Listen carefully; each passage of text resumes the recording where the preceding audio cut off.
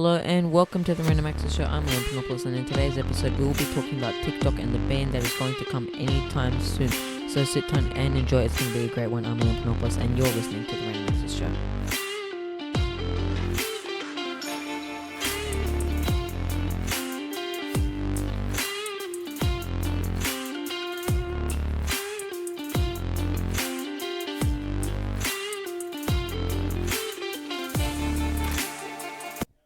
Hello and welcome to the Random Access Show. I'm Leon Panopoulos, and in today's episode, of course, we are going to be talking about TikTok. That's right, there's been in the news for a while now due to the US and a few other countries banning on certain government devices, and Australia could be next to come.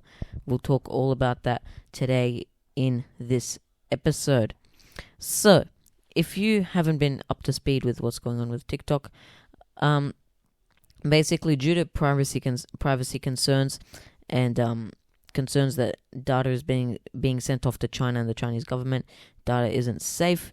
The governments of quite a few countries have decided to ban the app on certain government devices and in some extreme cases, banned on all devices, as you'll see a bit later on in the episode. So, I'm just going to briefly go through why TikTok may be banned in Australia and why it has been banned in other countries. And as I said just briefly, just before, there are huge concerns over the privacy of the data of the users that are on the platform and where that data is being sent to. Obviously, this has been a concern since TikTok's inception, and it's just been growing and growing, especially with what's going on right now with China and Australia and China,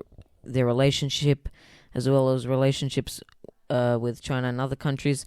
The ban has been, spoken about for quite a while now, and privacy is a key issue in our life, especially digital privacy, and so the governments of quite a few countries are scared that they're going to have to ban the platform from their government devices in order to secure the privacy of the governments and of government data. And there's also been concerns over whether TikTok should be banned in the whole across a whole country due to the privacy concerns of the data of the users of TikTok, because we don't know where that data is being sent to, and there are huge concerns that it's being sent over to China and the Chinese government. And it's quite important that we take a look at these privacy concerns and actually research where this data is going through TikTok. As we know, it's probably on a lot of your phones. It's a platform that thousands of, actually millions of people use across the world, and so decisions that the governments of multiple countries make in the next few days will be quite crucial to how we use the platform. So I'm going to go through the ban status in certain countries. So in the UK, it has been banned on government official devices. In the EU, it has been banned from EU staff devices. It has also been strongly recommended that staff remove the app from their personal devices as well. In Norway, civil servants are not allowed to use them on government devices. In New Zealand, it has recently been banned for government lawmakers. So that's around 500 people, not all government officials, however. In Belgium, it has been banned from devices that are owned by the government or paid for by the government, the federal government, for at least 6 months due to privacy concerns. In Denmark, it has been banned on official units. In the US, government agencies had 30 days to delete from federal devices and systems, and around half of the US states have banned the platform on state government devices. In Canada, it has been banned from government devices.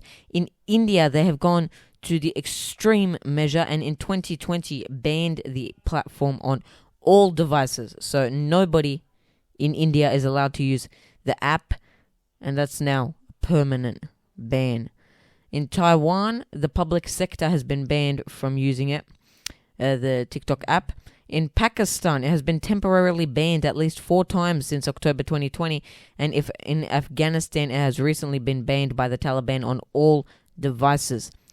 There, of course, are huge concerns as well in Australia over data privacy. And according to the Canberra Times, it has been banned across 68 government agencies here in our homeland. But there have been huge calls and a large push for the ban on all government devices and possibly across all of Australia.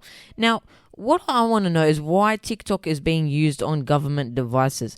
Why is the TikTok platform on federal government devices? A government device is not meant to be used for work purposes only. If you want to watch TikTok, can't you do that on your personal device, or can't you do that on your phone? But on a government device, does it need to be there? Does it need to be used? And I haven't understood that at all. And so I want to know how many government phones and government computers have access to TikTok. And how many phones have government phones have TikTok downloaded on them? Because really, it shouldn't be on government phones in the first place. You shouldn't have TikTok, you shouldn't have Instagram, you shouldn't have Facebook, not just for privacy and security reasons, but because it is not work-related. And that was what the government device was issued to you for.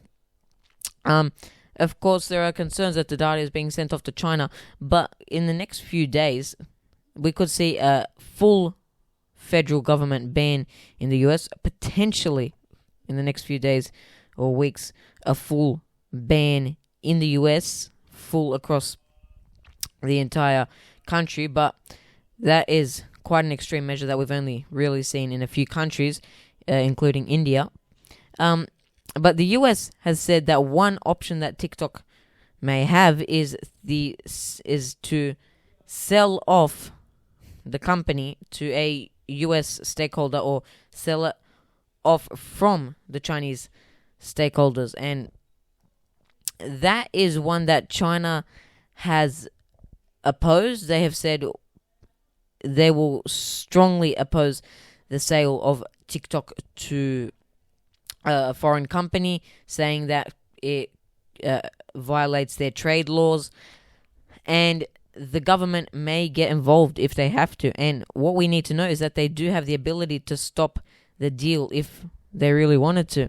And that's something that we could see happening with TikTok in the US. Now, Australia, it's been in the news in Australia on multiple news sources that TikTok could be banned here on federal government devices, and I don't see why it hasn't been already, to be quite honest with you. I think that Australia needs to take their security extremely very seriously, and I don't think we should be allowing any foreign platforms on our Australian government devices that is compromising the security of our government devices, that is compromising the security of government officials and of government information. And I think that we should understand that and take note of that, because in the next few days we could see a TikTok ban in federal government devices. And what I would like to point out is that we shouldn't only be banning TikTok. We should be banning Instagram. We should be banning Facebook.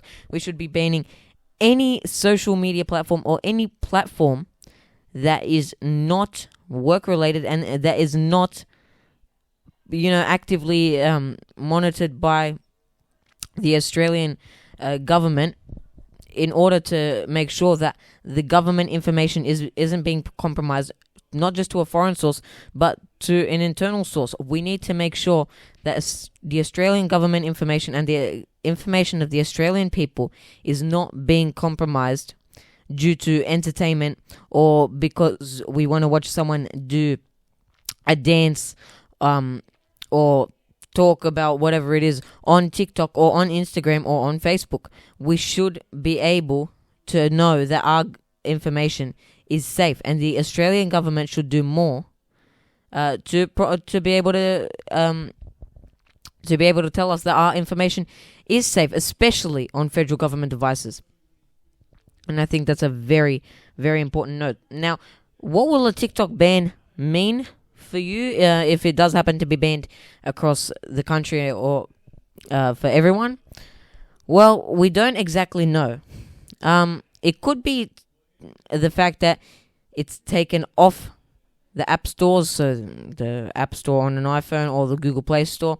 Or it could be a geolocation block where the TikTok will use your IP address to say that yes, you are in Australia and you're not allowed to use this platform because you are in Australia, which could be circumvented using a VPN or a proxy, which I'm sure a lot of people will be doing. Or it could come in another form. We really don't know. So we need to understand that a TikTok ban is not as simple as saying TikTok is not allowed in Australia. There could be it could be the fact that if you are caught using TikTok, you are fined, which is the case in some countries on government devices. So we really don't know what would happen, but it will affect you. And if it's banned on government devices, we know that means that it could be banned on all devices sometime in the near future. So watch out for that. And you might see quite a few people hopping over to alternative platforms, like we did when Elon Musk bought out Twitter. Now, if TikTok is banned, we're going to see people moving to, more alternative platforms that we know most likely won't be banned in the near future because they're owned by either an Australian company or a US company, and we'll still have good relations with those companies or with those countries as well. Now, of course, it's time for the quick stuff, the latest and greatest in tech news. And the first thing is not so great, actually. A malicious browser extension found in the Chrome Web Store is capable of stealing the contents of your Gmail account. It has recently been discovered by some security researchers in Germany. Actually, the National Security Agency of Germany, the German Federal Office for the Protection of the Constitution, and in South Korea, the National Intelligence Service. They issued a joint statement saying that telling people to be vigilant with this particular extension. It's called AF, and it has been distributed by North Korean hackers, or so the agencies claim, and supposedly has targeted some high-profile individuals in some cyber espionage. It has been delivered. The malware has been delivered through phishing. According to TechRadar, the group would send out the usual urgent email telling the victim to download the add-on on their endpoint, which opens on their endpoint. And if the malware happened to be installed, it won't show up in the Chrome add-on list. Once it has been installed, as soon as you visit Gmail the first time, the add-on will run and extract all of its activities. It has been said to be able to see what all your Gmail messages, everything that you do in Gmail. Google Docs has gotten a new UI update to certain people as well. This isn't a long thing; it's just a quick message. It kind of looks cool. It's going with the new Gmail update look as well. And speaking of which, Google I/O is coming up quite soon, so we might see a bit more with Google's design themes. That's on the 10th of May. So May is actually the 5th month, so it might not be quite soon.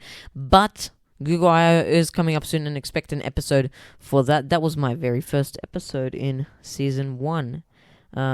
If you haven't heard that, go check it out. I listened to it the other day, and my voice sounded extremely different, and I was a bit creeped out by it. But yes, go check out that episode if you haven't already. And that's all for today in the Random Access Show. I'm Leon Panopoulos, and if you haven't already checked out our YouTube channel, you should. All of our podcast episodes are available on the YouTube channel. Just allow around 24 hours for it to upload. It does take a while. And also make sure to check out our website. I'm Leon Panopoulos, however, and you're tuned into the Random Access Show. Make sure to check out any episodes that you have not listened to and catch up on anything. Also, make sure to subscribe and follow our podcast so that you never, ever miss an episode. I'm Leon Panopoulos. You're tuned in to the Random Access Show.